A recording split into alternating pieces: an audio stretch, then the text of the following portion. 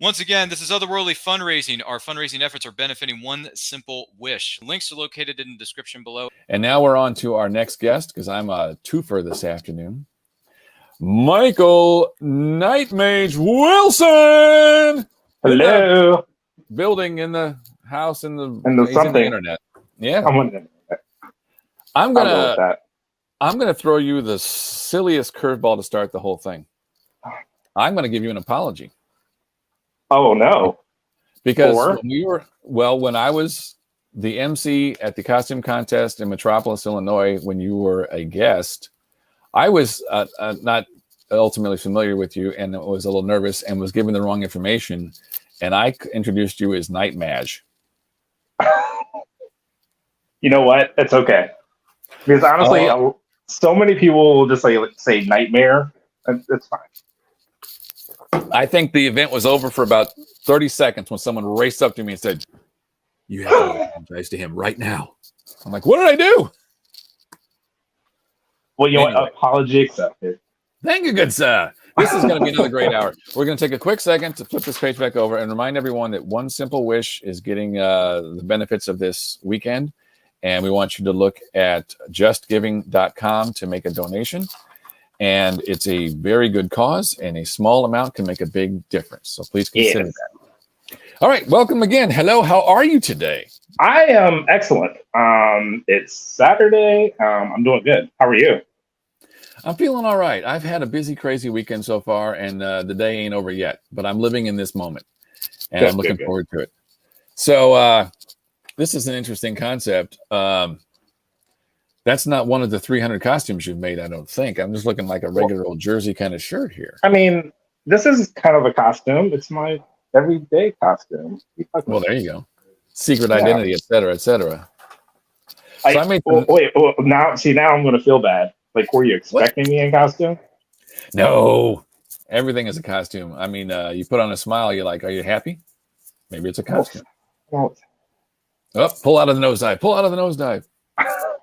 Anyway, I thought we would just freeform this afternoon and just talk about anything and everything. I did make some notes I got off of your website. And I was looking at the fact that it said you made over 300 costumes in 11 years. And I tried to do the math on that and didn't understand how you had time to be doing anything other than making a costume, because that is an insane amount of sewing and crafting. I'm going to be honest, I still don't know. Yeah. I mean, it's like you got like one of those magical thingies that turns back time and you're living, the same moment 3 times and you're doing 3 different things. Everyone says like I have like little gremlins that just kind of come under my bed and just help me. I don't know. No, honestly, I don't know. I love crafting, but because I don't have a lot of time for like my off days and when I have nothing going on, I'll just wake up at like 8 in the morning and just start. And pretty much not eat or drink anything all day and just keep going to the wee early morning. Oh my gosh. Why don't you we'll narrow that down a little bit. How about let's take like the generic, if you will, process. You wake up one morning and you go, ooh, I have an idea. And then go. I mean, do you think it through for a while? Is it a couple of days, a couple of weeks, months before you start on one? Or can you think of it and then just I got this and I got this. I'm going for it today. Usually an idea will come probably about 2 to 3 weeks before I'll start it. And that's another reason why I have to work quick, because I'm like squirrel. Like I have to get it done, because if I don't, my mind's going to jump to something else. And just that quick, I won't get it done. So as soon as I think of something, like I have to start planning it out and just get it done. I think the longest idea I've had just in my head is maybe a month. And that was just because I had other stuff going on and I really wanted to get this costume done. I think it was RoboCop. I really wanted to get it done. I just had a lot of other stuff, going on. But typically it's like a 2-week term. It's so impressive. I got some foam sitting on the table over in the other room that's been there for about 3 weeks because life keeps getting in the way. But the deadline hasn't. Yeah. As long as you don't have a deadline, honestly, there's no rush. Right. I just personally I have to get it done because I won't do it if I don't. Yeah. And I would think at some point you might be away from the project. You're having dinner, you're at work, whatever, and your brain suddenly goes, well, I can do this. And you're like, ugh. I mean, I'll go to bed and a joke pops into my head. I'm like, if I don't write it down, I'm going to forget it by the morning. So you sound like you're motivated. I got to keep going. You know, that's actually something I started doing probably during like the pandemic times, was if I had an idea like in the middle of the night, I would start writing it down, because it got to the point where I had ideas and I'll wake up the next morning, I'm like, I knew I was thinking about something. It was an awesome idea, but I'm like, I can't remember. So I honestly, I started writing it down, and it helped a lot. It's incredibly frustrating. And the other half of that is I'll go, okay, and I'll say the line, the joke or the thought or the whatever, don't forget to do, over and over. And suddenly there's this like mantra and you can't sleep, or your dreams get haunted because you put your brain in a different rhythm. Now, as far as all those costumes go that you made over the years, have you parted ways with many of them, or what's your storage situation for something like that? Oh, they're my babies. I can't part ways with them. Pretty much, I have all of them. I have every costume except for like one I repurposed for something else.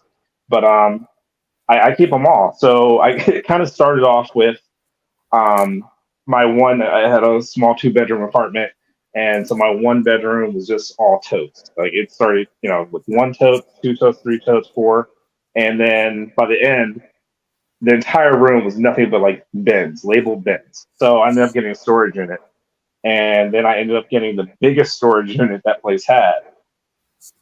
It got too overwhelming. Ended up getting a house, and so now my storage unit is pretty much my basement. So like one side of my basement is about close to 100 different totes, and they're all labeled. So it's just like an organized mess. And then on the other side of the basement is a huge hanging rack for like all the clothes.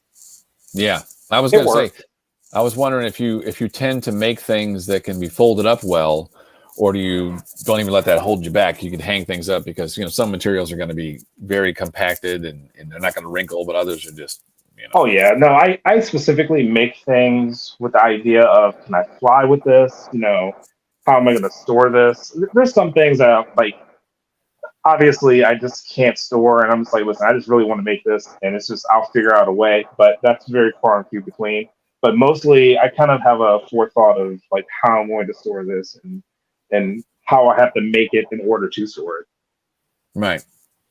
Now, understand this is probably going to fall out a little awkward, but this is not meant to be rude in any way. There is nothing awkward, I assure you. I have met you. You're a good, solid, tall, muscular fellow. All right, this might be awkward. I don't know. Yeah. You don't let that hold you back.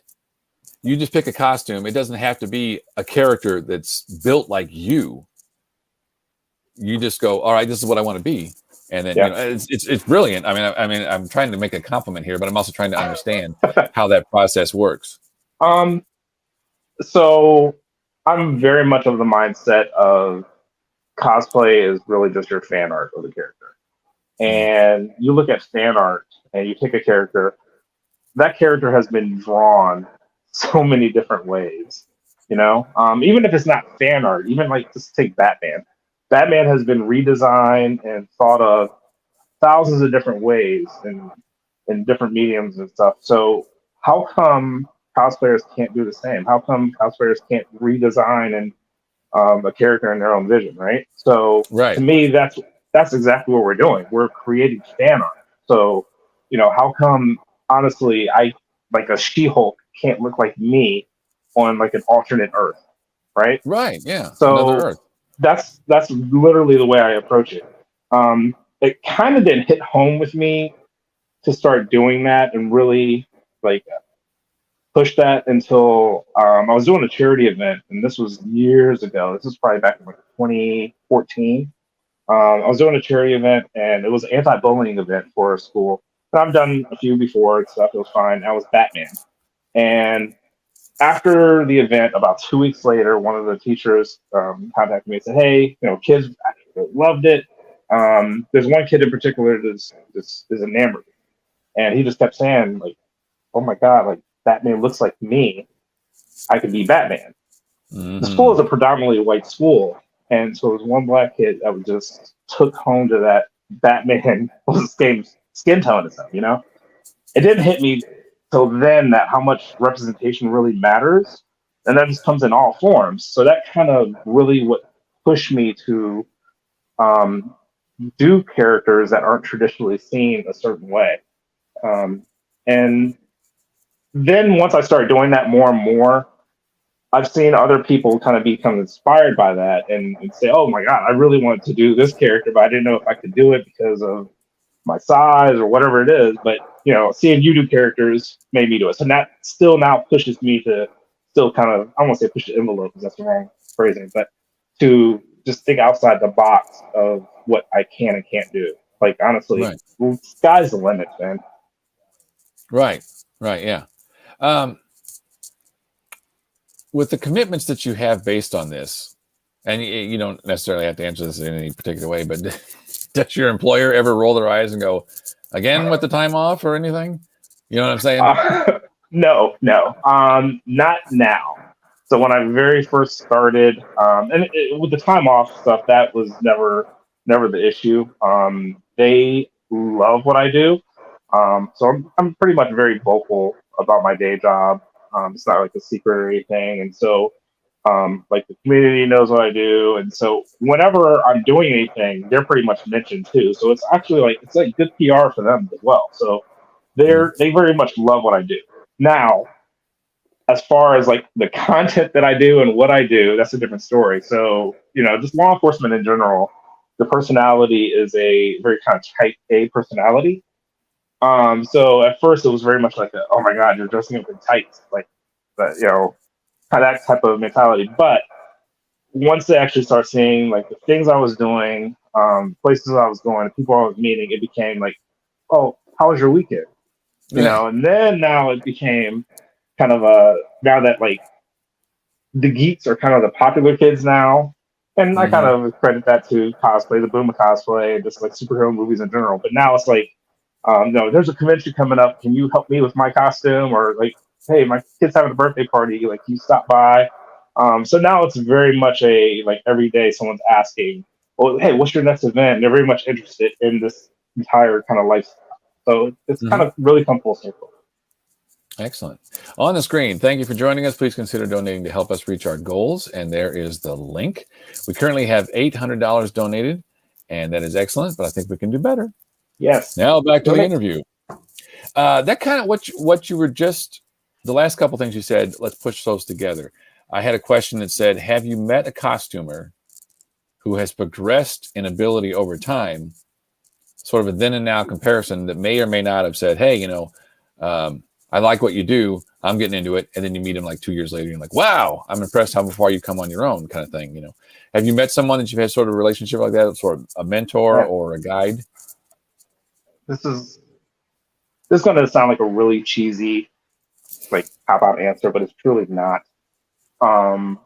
Man, just the community in general, period. Like, there are so many people that I've met, you know, back in 2012, 2013, when I first started doing this. And I think that was kind of like the boom. Like, that was when like people really started getting into it. Where to see where they're at now, and not even like necessarily craftsmanship wise, but just to see the way they've progressed their personality and the way they've navigated the whole social media thing, and just the influence that they are now. It's absolutely incredible to see. So there's the community in general, seeing it grow, is just absolutely fascinating.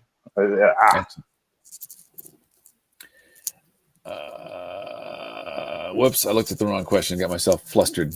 I'm going to give it a second here. I have that effect on people. That's fine. Oh, here we go. This kind of plays into that. I wrote down, do you only make costumes for yourself? Considering a lot of people have learned how to do this and they pride themselves in doing their own, what's your relationship with other costumers in regard to helping people out with literally the costume? Yeah. So I do only do it for myself per se. I do love teaching. So like at conventions, 100%. I always love doing panels and workshops. You know, I'm always encouraging people to message me, and I can help out if I can. If I can't, then I'm gonna, point you to the direction of someone who can. But I love being a teacher.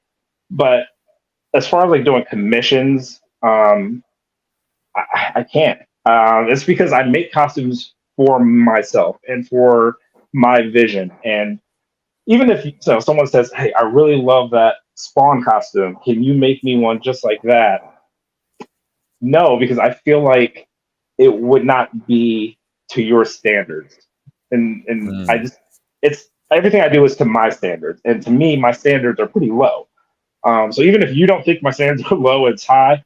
If I make something for someone else, I'm thinking that you're not going to like it, and it's just maybe it's a mental block there. But yeah, so pretty much just myself. Now I do commissions as far as like companies. Like right now, I'm working on one costume. They approached me, and I'm making that. But again, it's for me. It's for me to wear, so I can make it to my standards per se. But as far as like making it for someone else to wear, that gives me chills. I can't do it. Yeah. I think I understand where you're coming from in that. So let's leave them out for a second. Let's go back to you alone.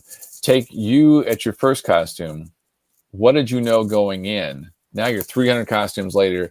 Are you completely refined on your technique, and that's why you can do it so fast, or have you massively evolved? What was the sort of progression there?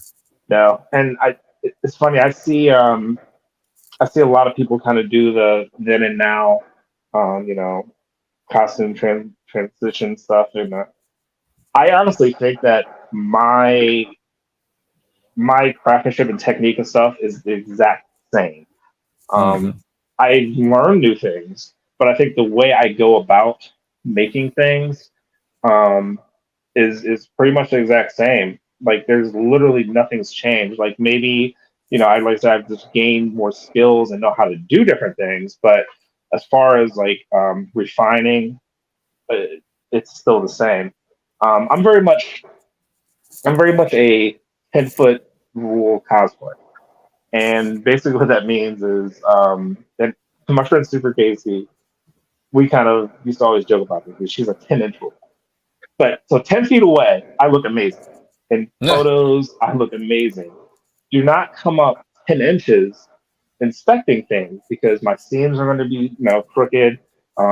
Things are going to be straight. There's going to be hot glue strands, that type of stuff. And Super Casey, she was very much a 10-inch rule. So she wants you to come up and check her seam. She wants you to see those fine, small details and see how perfect they are.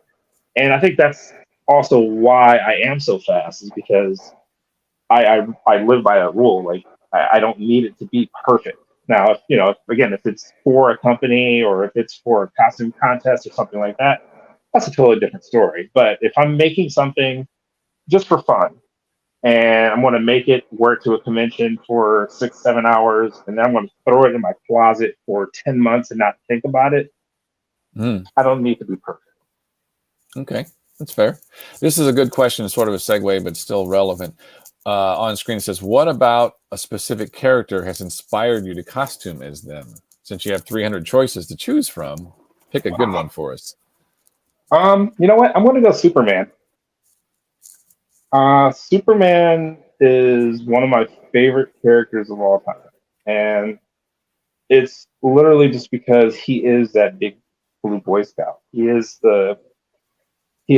He is what is the best in all of us, and still watching, Christopher Reeve as Superman gives me chills every single time. That is the character that if I could be any character, personality wise, ability wise, anything like that, that's the character I would want to be. So yeah, this being Superman is really, and actually doing Metropolis, and just as silly as it sounds, walking in the parade in the Superman outfit, next to Jonathan as Superman, that literally was like the highlight of the year for me. That was just absolutely amazing, So yeah, Superman. Excellent. This is another good question on here. We'll get into the crafty aspect. What are your favorite crafting tools Do you prefer hand sewing, sewing machines, tapes, glues, etc.? Can I break down your process for us? So if I had to go like one thing, I really can't just go with one thing. That's a lot. I use a lot. So hand sewing versus sewing machines.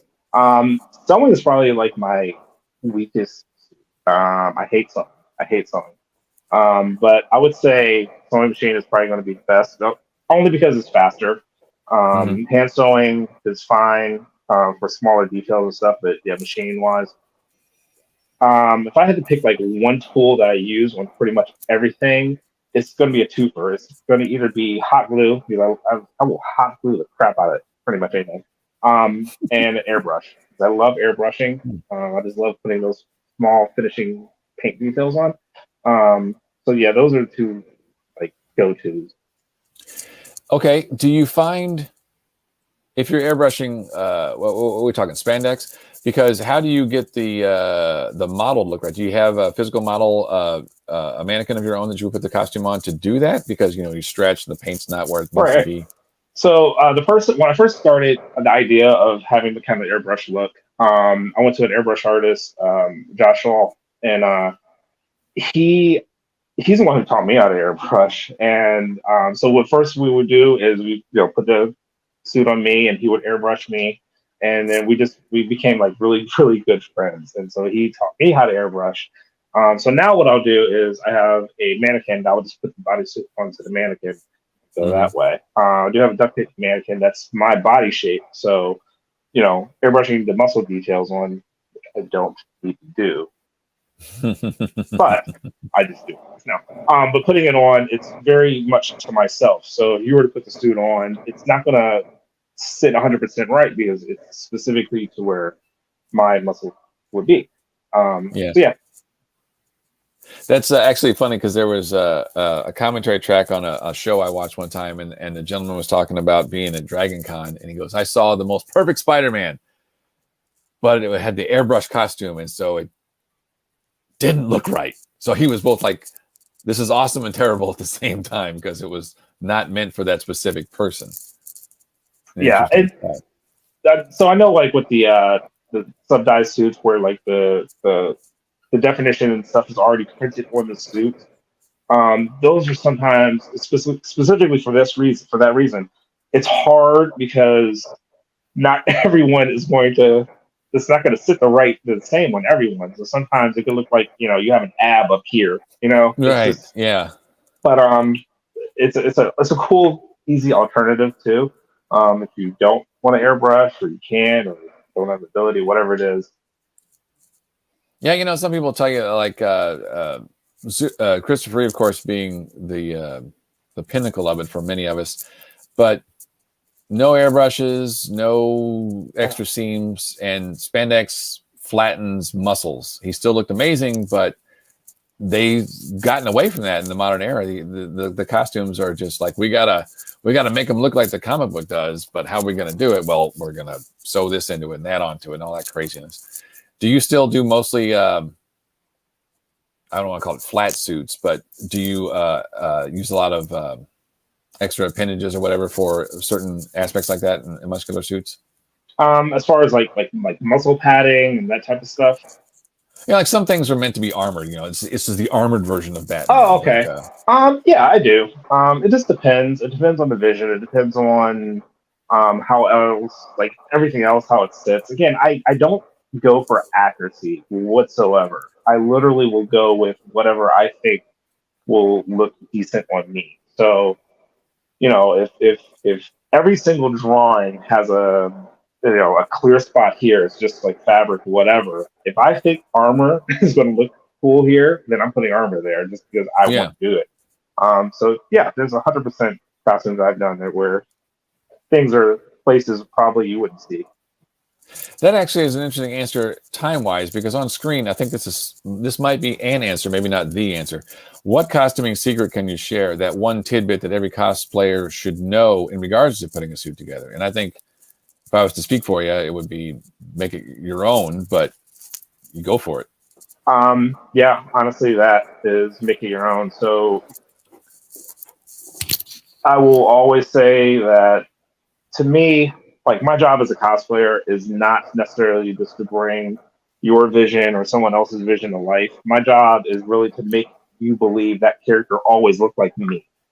So when I see a person in a costume, honestly, I'm not looking and saying that, man, that looks exactly like how that character looks on screen or in the comics. No, honestly, I'm looking at that individual saying, wow, that individual looks like Spider-Man or whoever, you know what I mean? So I want to see you as that character. I don't want to see I don't want to see someone else's drawing of that character. I really wanted to see you as it. Now, if like I said, accuracy, if that's your thing and that's what you want to do, that's cool. I'm not going to see someone else's artist rendition. I'm going to see you and your creation. Mm-hmm. Yeah, a lot of the photos that I looked at on your website show, like you say, it's your version, your vision. And some of them are just dramatically different, like the She-Hulk. I think maybe it's Mortal Kombat and a Homelander and various others. They all sit perfectly well on you. They're dramatically different, and yet somehow there's a core, and that core has to be you. Whether you're wearing a long wig or you have funny contacts or a beard or anything. So, how do you bring a different approach when you're walking down the street? Do you try to mold to the character as a representation, not a costume, but as the way you're walking around, or you're just like, this is how I would do it because in this universe, this is me? It depends. It depends on the character. Obviously, there's some characters you embody and you embrace more so than others, and there's other characters you just like the way they look. So, the Grinch. I do the Grinch a lot during Christmas time for charity events and stuff. I love doing the Grinch because you can ham it up, and I could just be a total jerk to everyone, and everyone loves it because that's Grinch, right? But then there's other characters like Kratos. I don't necessarily embody and act as Kratos. I just think I look really cool as Kratos. So I'm just, walking around as Kratos. So I think it just depends on the character. It depends on if you truly feel, like you embody that character. And there's no right or wrong reason or thing to do. It just depends. Okay. I'm going to switch gears a little bit and talk about the business of what you're doing. If you're making suits for yourself, you are the one-man show. How do you feel about the business aspect of it when you're busy making your costume? You got your work, you got to sleep, need to eat, but you got to get back to the con people. Yeah, sleep is. I'll explain what that word means later. Never heard of it. When you're doing the business aspect, you got to go to convention. You got to make time to do all the arrangements for yourself. Or do you? Do the conventions have more of a partnership? Like, just say yes and we'll handle the rest. How does that generally work? It generally is to say yes, they'll handle the rest. So I have been fortunate where I've transitioned to the professional side cosplaying, where pretty much I just get booked for a convention, just like any other celebrity, performer, entertainer, whatever, and they do all the other plannings and stuff like that. My only thing then I have to worry about is just getting hacked, which that's a thing in itself. But yeah, so it's become pretty seamless. It's become pretty easy for me. Mm-hmm. How long do you think it took before you started reaching something like that? You started making costumes, you started to get noticed, get respect, and then suddenly you're a guest. What was like the first time that you became a guest, and how was that for you? Was it kind of alien, or was it awesome? I started, so my first time in a costume ever was like 2012 Halloween. And then in 2013 is when I started actually going to conventions, because before like that, I never heard of cosplay. I never been to a convention. I knew they existed. I just didn't have time to go. I just, didn't really have interest to go per se. And so, I made that very first costume just for Halloween, which was Green Lantern, and I joined Facebook. and start posting photos of the Green Lantern and start doing charity events. And then, people were asked, well, hey, what conventions do you go to? You should check this out. I'm like, I've never been. So I went to my very first convention at the end of 2013. And then I think 2014, I just tried to hit like every convention as an attendee that I could, just because I was blown away. I'm like, man, this is amazing. Like, what have I been missing? So I think like end of 2014, 2015 was my first like guessing time. It was being, asked to come out and judge costume contests and that stuff. And it was an incredible experience. It was totally, I didn't know what to expect because you're kind of on the other side. People were kind of there to see you instead of you're there to see people, but you still are. It's one of those weird things. But it was an incredible experience. And yeah, I absolutely love it. And so that's what I've been doing ever since. I'm close to like averaging 2 shows a month since then. Oh my goodness. And yeah. Well, then this next question. That's life now. That is life now. This question on the screen is from your friend Casey. And she says, have you ever had a costume malfunction or a costume emergency? ? So she knows pretty much every single a loaded story. Question. Huh? Yeah, it is. She knows everything. I've had many. I think everyone's had a few. I've had many. Man, there's been times I've called her after like charity events because kids are brutal and they'll just rip your prosthetics right off and they're just beating you and stuff. And so there's been times I've called her just kind of quasi crying. But I think everyone's had those costume malfunctions where you're on the show floor and you walk around this thing in your house, it's all good, but it's Murphy's Law. As soon as you walk on the show floor, boom, something's going to snap, something's going to break. It's just going to happen. That's why I always have an emergency kit on you. But I think literally every costume I've had some kind of malfunction with. I mean, even if it's just like a contact falling out or something, but there's always something that goes wrong. Well, before we make that story too embarrassing, this is a really good question on the screen. It's a couple of questions together. Have you ever done a mashup like Captain America and Superman? What characters would you love to combine? And I think as fast as your mind works, this is going to be a good answer. I haven't done any mashups. I love them. I love those mashups like Darkflaw, Batman and Wolverine. I would love to do that. But that's the other thing with me. I have to have that intense interest to do it. Like, as much as I love it and it's awesome, I just don't have the interest to make it. And if I don't have that intense interest to make it, it's not going to be fun. If it's not going to be fun to do it, then I'm not going to do it. So even if I love something, I like it on paper, that doesn't mean it's for me to do. So no, I haven't done any mashups, but there's tons I like. But no, I haven't done any. That's fair. It's the bottom of the hour, and we're going to remind everyone again about the reason for the weekend. One simple wish is getting the funds that will be donated. And as you can see on the bottom crawl there, justgiving.com, and there's a specific page. Small donations can make big differences. I believe we're still holding at $800, and we would like to see that number go up. Back to the interview. Oh, my goodness. Had the wrong side of the page up. You probably answered this one, but I had it specifically as a question, so I'm going to ask it again. Maybe there's another answer for it. Have you ever been humbled in a costume? And by that, I mean, was someone moved by you? And I think that's what you meant about the child that was the student that saw you as Batman.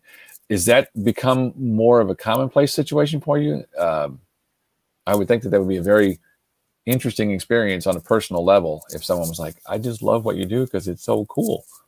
Yeah. And every convention, there's at least 1-2 people that come up and say just that. As much as it is awesome to say kids are enamored with you and seeing their hero come to life, honestly, it's the adults that get me. and it's because there's something truly innocent seeing a 6-year-old person really just taken back because you brought their character to life that they've seen and that they love, and it's just seeing the adults really, really appreciate what you do. That is really special.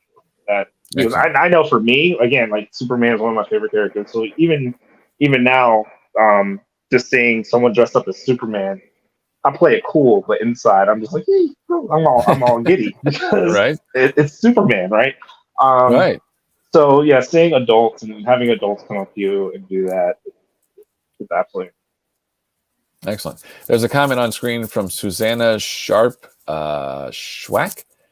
I'm sorry if I mispronounced that. Thanks for the mispronounces my name too. It's fine. Oh, that was all sorry. Yeah, let me go ahead and just follow that joke up. Thanks for the invite, Knightmage. I'm sorry, Knightmage. Glad to be here to put the voice to the face behind all of your myriad images. Oh, yay. How about that? Coming. Yay. Fans, yay. I hate my voice, but that's fine. Oh, well, I mean, that's an interesting point. If there's some aspect of you and this is a generalized thing, some aspect of you that you don't think is so awesome, you don't have to necessarily highlight that part. You have plenty of characters where you probably just walk around and don't say a word, just give them the eyebrow or stare them down. If you don't want to talk, let the suit do the talking for you, kind of thing. That's why I love Snake Eyes. There you go. Can't talk. Sorry, can't do it. Let's talk about for a second about where your inspiration came from, because you have such a myriad, as stated, list of costumes. I wrote down, movies, comics, anime, literature. What's maybe the fastest? You're just like, oh, I got to make that. You're exposed to something. You never saw this movie. You see this movie, you're like, bam, I got to do that. What sort of? Fastest turnaround like that. I can't even think of anything. Because usually, like I said, my turnaround is a span of a 2-week period. So anywhere between that time, I guess it depends on how intricate the costume is too. But my inspiration comes from all over the place. Honestly, again, it's just literally, am I going to have fun with it? I remember for Christmas, because I have a weird thing where Halloween time, I just have to do horror type themed Halloween costumes. It's just, I don't know why. I just have to do that. Christmas time, I just have to do just Christmas themed costumes, weird thing. So one Christmas, one of my favorite Christmas movies is A Christmas Story. And I was just watching it. And then all of a sudden I'm like, the leg layer. That'd be fun to do. And then 2 days later, I'm the leg lamp. It's just, I draw inspiration from so many different things. It just will come to me. Excellent. Have you ever made a costume, let's say, on a dare?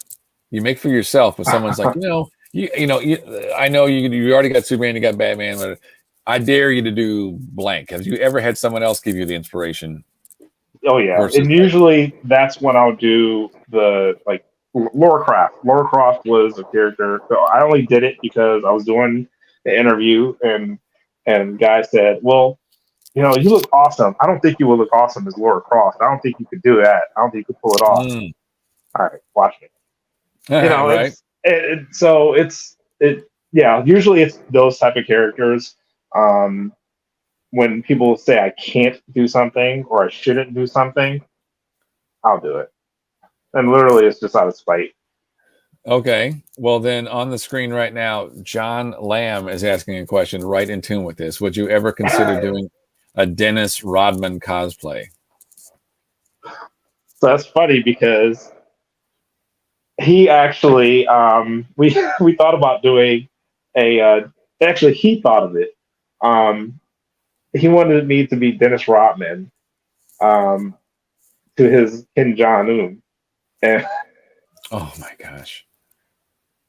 And I was a little bit inebriated, and I was this close, just saying, pulling the trigger, let's do it. I'm not gonna pull it. All right, we'll segue out of that by saying I've been given an update that we're up to $825 on the donations. So good job, folks. Yay. Thank you for that. We can take a little more. I'm sure there's more to spare there. Is there actually, let me ask about that. Is there a specific goal that you guys are trying to reach? I know there is. I don't remember exactly what it was, and I don't know if. Oh, well, there it is now. That's a fast reaction. The goal is $1,500. And magic typing numbers. Would you please tell me? It's not at the end of today. It's not at the end of tomorrow. I believe this is going to carry over for a couple more days. Now is obviously better, so that we know that we have it while we're broadcasting. But they'll be taking donations for a couple days, which is excellent. Awesome. And here's one.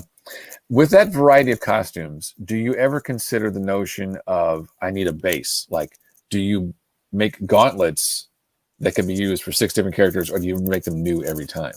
Oh no, I repurpose a lot of different things. There's a lot of bodysuits that I'll wear for one character to the next. Boots, a lot of boots that I can repurpose, and kind of that goes with the freedom and artistic liberties. Is you can create these characters how you see fit. So I can do that. I can repurpose different things. I'm always about repurposing. So like 2 things I guess with me is the speed, the turnaround stuff, but also the budget. I really like to show that like cosplaying, it can be expensive, but it doesn't have to be.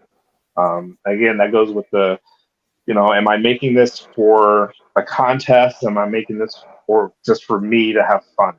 And again, if I'm making it for me to have fun in, I'm not going to spend that much money. So like my budget for any costume is $250. If I can't make it for $250 or less, probably not going to do it.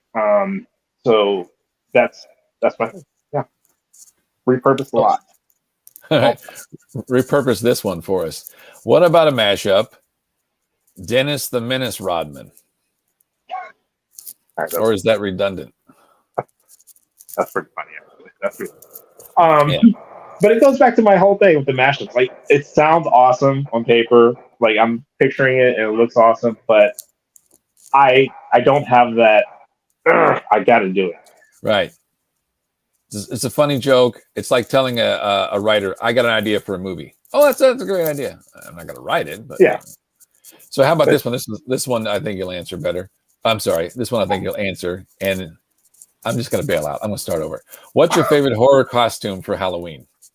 Oh, I know that right off the bat. 13 Ghosts. 13 Ghosts. Was this during the COVID times, like 2 years ago? I wanted to do one of the 13 Ghosts.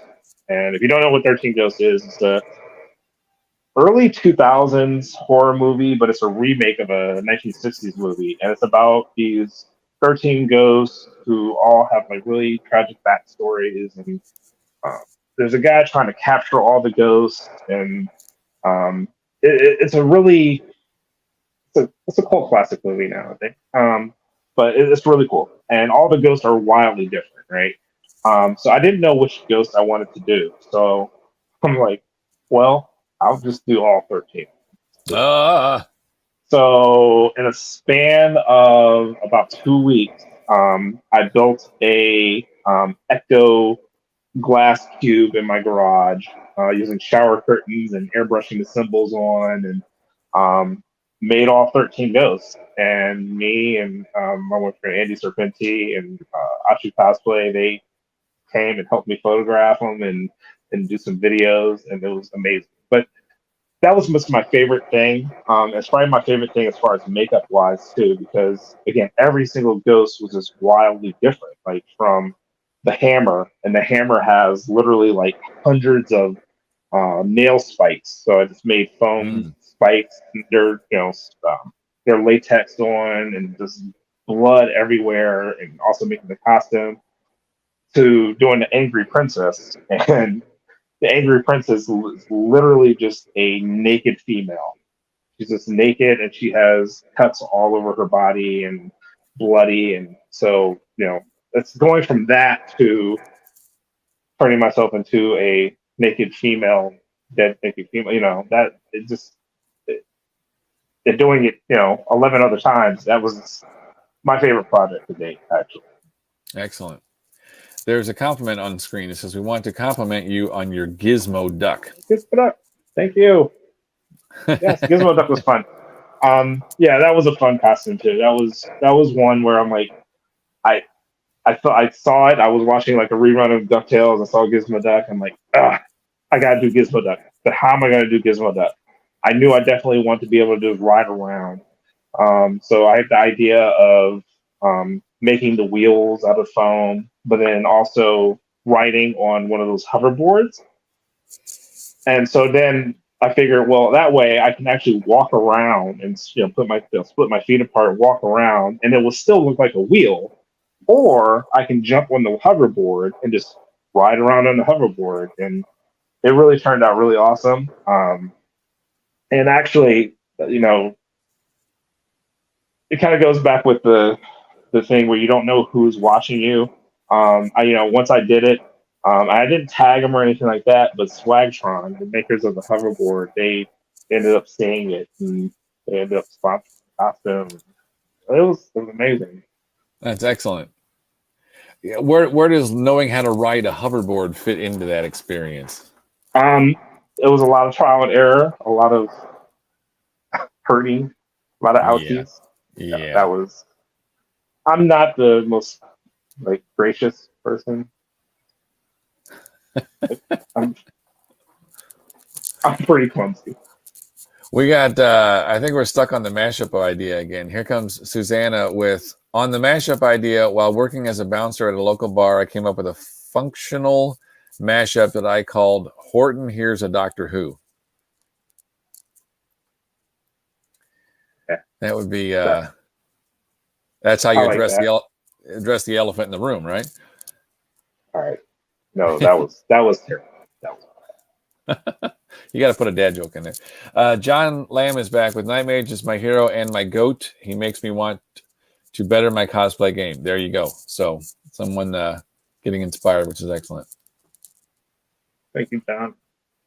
And another question right away. Is life really like a hurricane? Yes.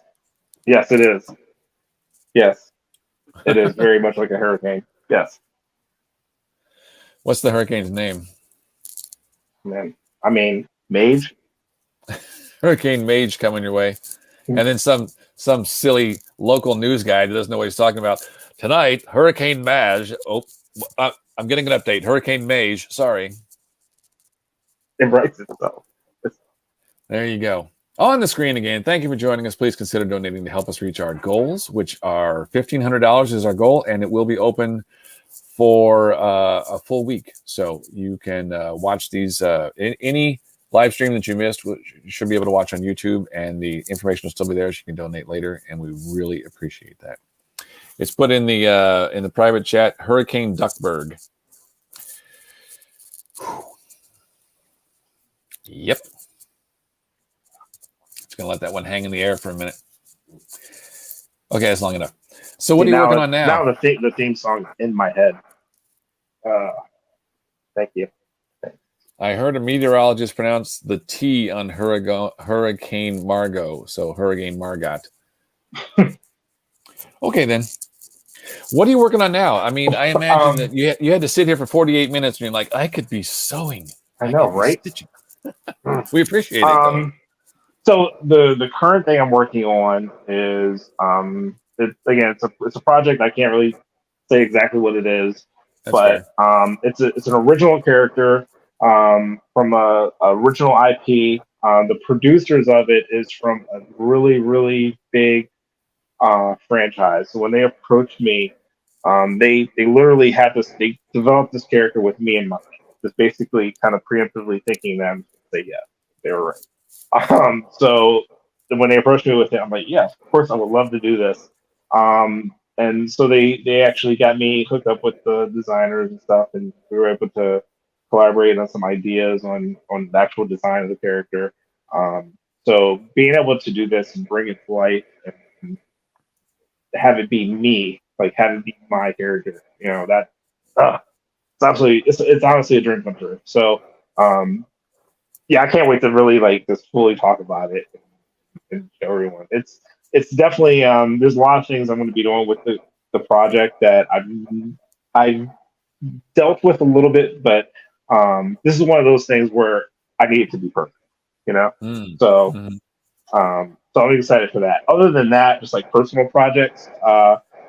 So coming up at one of the conventions, Grand Rapids Comic Con, me and BB Alcade, um, Papa Bear Cosplay, and Skeeter Sweets Cosplay, Envy the Green Fairy, we're going to all be doing a Super Mario Brothers group, and so I'm going to be Mario for their group. So I come up with a Mario Warrior Mario design, and so that's going to be like the next like meet. Excellent. Well, I know you said you couldn't talk about it much, but I do have a question. That sounds like a project where you're going to be doing more collaborating than you're familiar with. Is that odd territory for you? Does it feel right to be sharing something like that? Well, it's not necessarily collaborating as far as making the costume. Like it's fully just me making it. It's more so collaborating as in being told where to go, what to do, type of deal. You know what I mean? But as far as just the creation of the character, no, that's all me. So I wouldn't say it's unfamiliar territory. It's just a little bit more pressure because it has to be perfect to not just what I think perfect, but just to make other people happy and other people excited. So that territory is a little bit different. But as far as actually creating it, is this something that someone else gets to be rolling it out first, and then you're going to be permissioned to share your side of it, or are you going to be announcing that yourself first, or what's the deal there? No. Once they roll out, there's a few different platforms that it's going to be rolled out on. Not just one thing. So once that gets rolling, then I will be kind of the spokesmodel just to kind of get it spearheaded. And yeah, but that will be coming up like early 2024. Excellent. And go back to, as they always say, someone that knows more than you. The newer folks to this experience right now, maybe they've made some costumes, maybe they made a couple contacts, but they want to get out there more. Is there any pitfalls that you might want to share as far as getting into the convention aspect or something like that? Pitfalls. I guess like if you're just looking for like tips, be humble and just grateful for the opportunities. And I think that's something a lot of people kind of maybe get lost in, is thinking thinking that they're better than they are. And what I mean by that is, man, like this, if you look at cosplaying, there's hundreds of thousands of amazing crafters out there. And in no way, shape, or form do I ever think I am better than any single cosplayer out there, because I'm not. Because art is purely subjective, So what you think is awesome, someone else might not, and it's just literally the role that I'm in and the things I get to do. It's literally about the luck of the draw, right time, right place, right person.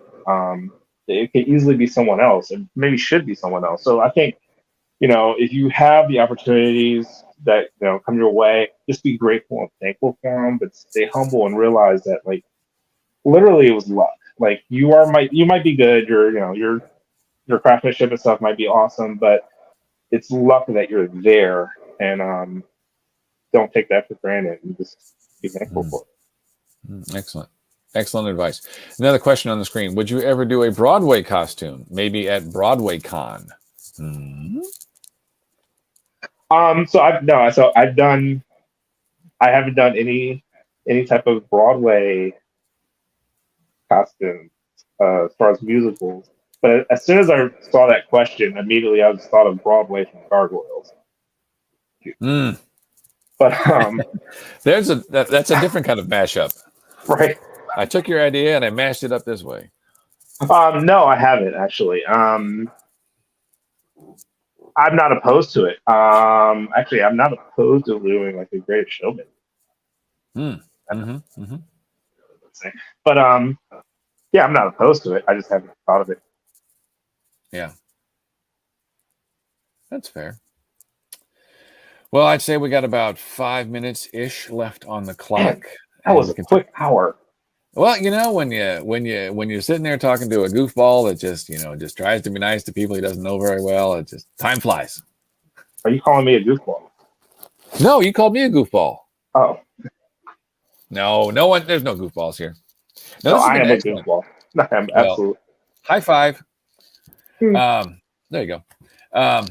I think we've covered just about every topic I can think of, so it's free form time. I was trying to think about when you were in Metropolis, you did mention. I was running back and forth. I heard a little bit of your Q&A, and I believe I heard the word transparent tubs. So when the amount of stuff you have, you said it's organized chaos. How good are you? Because that's got to be, I mean, there are times when you want to be creative and you look at your area and you're like, but it's a mess. I can't think. How do you manage that chaos? A little advice that way would go a long way, I think, for me at least. I mean, it's one of those things where, someone comes in and tries to clean up your area. That it's a total mess. If someone tries to clean up your area and you get mad because where your mess is, in a pile full of fabrics, where that one fabric is underneath that other fabric, underneath that other fabric. Where it's at. Mm-hmm. So again, it's an organized chaos. Like I know where everything's at. It might take me a second to unbury it, but I know it's down under there, under all that hot glue and stuff like that. Yeah. So I know where everything's at. I know. Excellent. But as far as like costumes, that's why I do label all my totes, because that's a different story. That's just too much to just try and memorize. But I am everything else. I know where it's at. It's my if you had to run out the door in the next hour and someone's like, you got to come costume for me right now, what is your like one or two super go-tos? I would do this any day of the week, no matter whether I have a headache, whether I'm dehydrated, whether I feel amazing. What's a good one to do that you have on already? If I just have to go quick,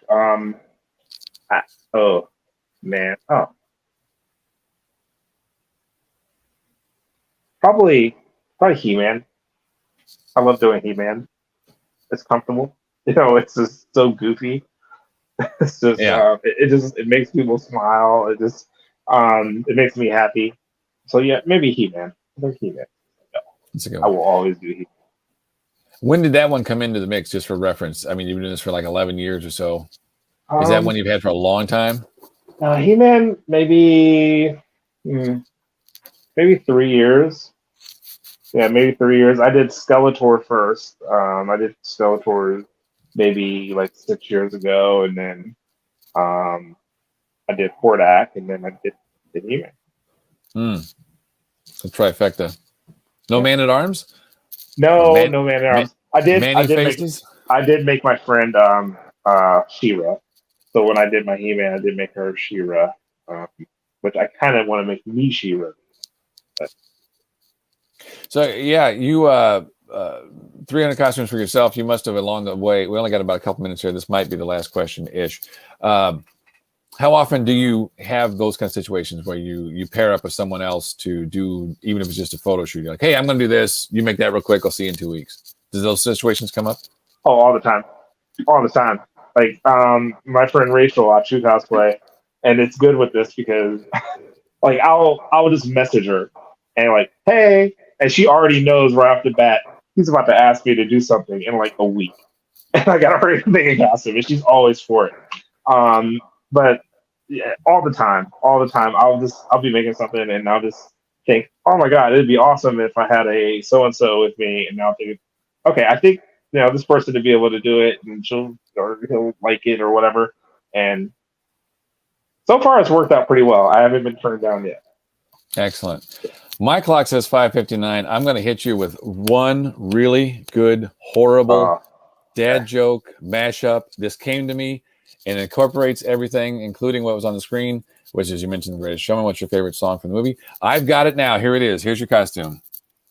You're going to do Music of the Knightmage. Thank you. Stunned silence. I couldn't hope for anything more than that. This has been a wonderful hour. I've enjoyed this greatly. The greatest showman, specifically from Panic at the Disco. There you go. I think we're out of time. This is awesome. I would love to do this again on another occasion. I look forward to seeing you at a convention one of these days.